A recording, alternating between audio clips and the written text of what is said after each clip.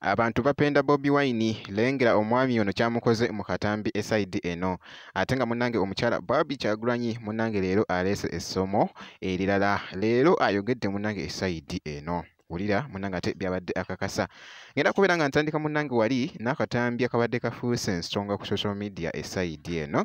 engeri gyabadde apendamu munnange ate Bobi Wine bannange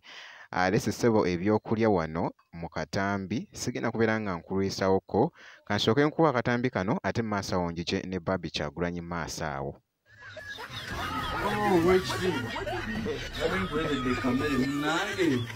Olye kamere munange ow'ekitiibwa pulezidenti w'eggwanga munange ati bw'otalye kamere enjala ow'ekitiibwa pulezidenti wange munange olyako kale olyako katono weekati olyako katono kayitobuyita okutwa kale olyako bambi omununuzaagenda omunyula eggwanga lino malayika y'ensi eno oli malayika w'ensi eno taata taase gwekitangaala gwagenda okutumulisiza tulabe gye tulaga mu Uganda eno gwe taata nkusaba olye kamere omutima gukakkane ani ananunula ensi eno taata taata nkwegayiridde munnange taata bannange owaayi okola kiki ekyo laavu ng'esusse munnange ntadde ono nva ku pulezidenti mmere naye talyagaanye nkole ntya bannange ninaawo kisussizza nnyo ekyo kifaananyi ekyo kifaananyi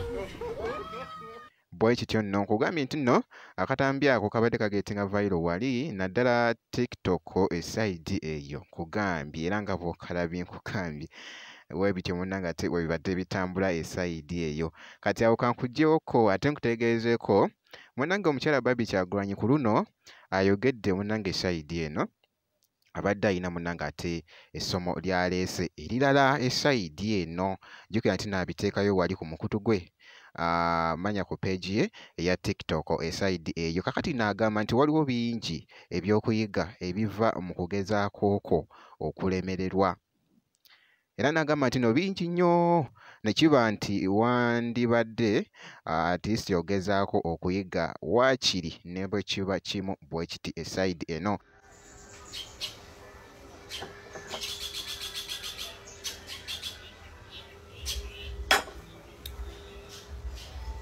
There is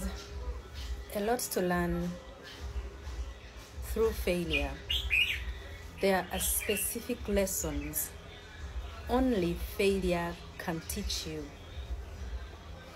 For example, when you fail in an exam, when you fail in business, when you fail in our daily relationships, when you fail at anything, there are specific lessons you can only learn from that experience. Lessons which comfort and success cannot teach you.